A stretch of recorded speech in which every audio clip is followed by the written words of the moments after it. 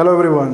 In this video we are going to learn the manual therapy skill to treat patients who complain of pain in the wrist joint, especially during the weight bearing activities.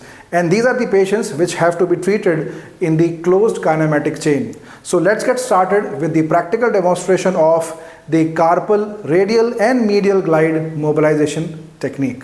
To perform the technique, the patient as well as the therapist are going to stand across the treatment table facing one another. The patient's treatment hand, which has to be treated, is going to be placed over the treatment couch, and the wrist is going to be placed in a comfortable degree of flexion.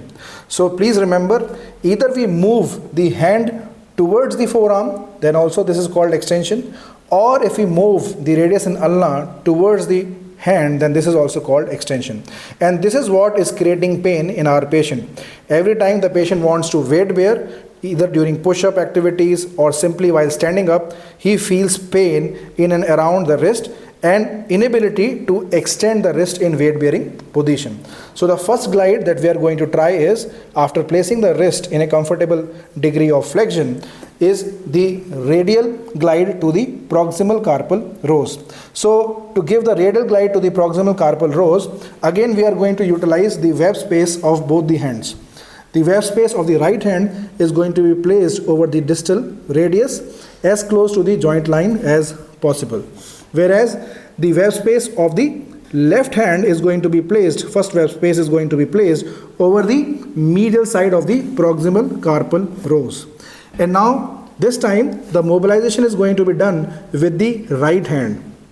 So please remember, if I shift and give glide to the radius ulnar in the ulnar direction, then it is called as a radial glide to the carpals, as the carpals relatively move towards the lateral side. So now what my right hand is going to do is, after I have achieved the stabilization from my left hand, the right hand is going to give a glide to the radius towards the ulnar side, and this is going to create a lateral glide to the carpal bones. And now while maintaining this glide, I am going to ask the patient to try and increase the weight bearing and wrist extension in the weight bearing position, and go back and again. And this has to be performed for around 6 to 10 repetitions and 3 to 4 sets. Now if this glide in which we were pushing the radius towards the ulna is not working, then the other option that we have is to push the ulna towards the radius.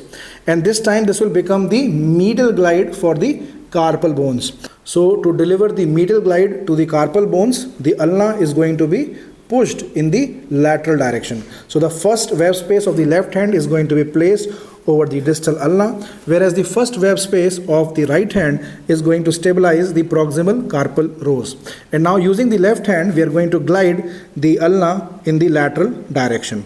And this is going to create a medial glide to the carpal bones.